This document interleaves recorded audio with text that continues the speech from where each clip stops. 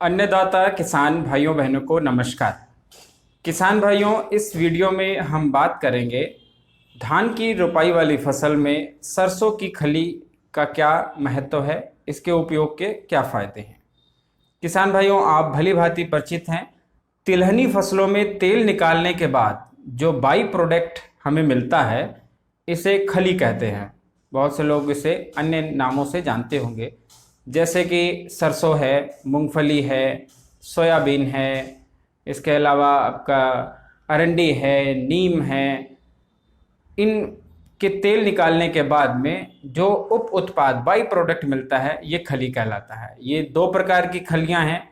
एक तो है जिनको हम पशुओं को चारे के रूप में दे सकते हैं, जैसे सरसों है, मूंगफली है, या आपकी कपास का जो बिनौला है, इसकी खली को बहुत ही चाव से पशु खाते हैं। इसके अलावा जो खलियां हैं जैसे कि नीम, अरंडी की खली है, ये हम पशुओं को चारे के रूप में नहीं देते हैं, परंतु इन दोनों प्रकार की खलियों को खेती में प्रयोग किया जा सकता है। उद्यानिकी फसलों में, बागवानी की फसलों में इनका प्रयोग बहुत ही समय से होता आ रहा है। कीट रोग नियंत्रण के लिए नीम की खली का प्रयोग भी बहुत ही लंबे समय से किसान भाई करते आ रहे हैं। आज हम बात करते हैं सरसों की खली के बारे में। किसान भाइयों, सरसों बहुत ही महत्वपूर्ण और बड़ी पौष्टिक फसल होती है, जिसको कि तेल के लिए हम पैदा करते हैं। इसकी जो खली है इसमें बहुत से पोषक तत्व मिलते हैं। ये MOC mustard oil seed cake के नाम से जानी जाती है। किसान भाइयों, धान की फसल में अच्छे कल्ले हों, कीट रोग बीमारियों से भी बचाव हो शुरुआती अवस्था में, और पौधे का बहुत ही अच्छा विकास हो, उसका रंग अच्छा हरा हो, प्रकाश संश्लेषण बढ़िया हो, कल्ले उसमें अधिक से अधिक निकले, ऐसे अच्छे परिणाम सरसों की खली के मिले हैं।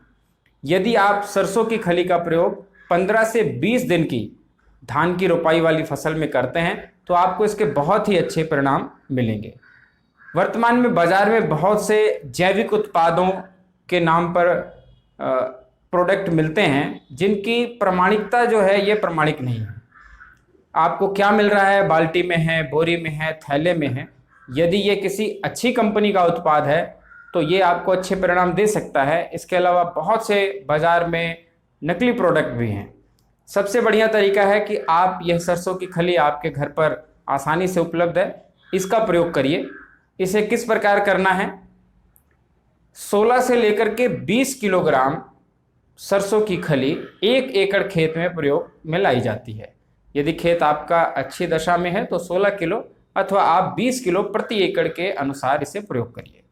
सबसे बढ़िया तरीका है कि इसको महीन कूट लीजिए, पीस लीजिए, और बराबर मात्रा में मिट्टी अथवा बालू में मिलाकर खेत में जब पानी भरा हो उसमें आप इसको बिखेर दीजिए अथवा बिखेर करके सिंचाई कर दीजिए।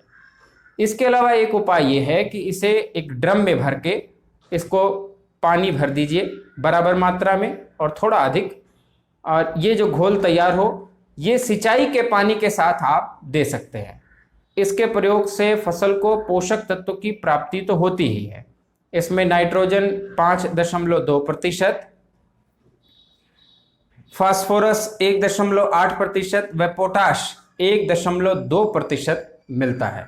इसके अलावा सल्फर, बोरान, मैग्नीशियम, जिंक जैसे सूक्ष्म पोषक तत्व भी मिलते हैं। सरसों की खली में ये जो पोषक तत्व हैं ये हमारी फसल के लिए और जो हमारे मित्र फफूंदे हैं, कीट हैं, जीवाणु हैं, इनके लिए भी लाभदायक होता है। तो कुल मिलाकर के सरसों की खली का बहुत ही अच्छा परिणाम मिलता है। पंजाब के क्षेत्र में किसान भाई इसका प्रयोग कर रहे हैं। सर्वप्रथम इसका उपयोग जो है बांग्लादेश में किया गया और वहाँ पे बहुत अच्छे परिणाम आए।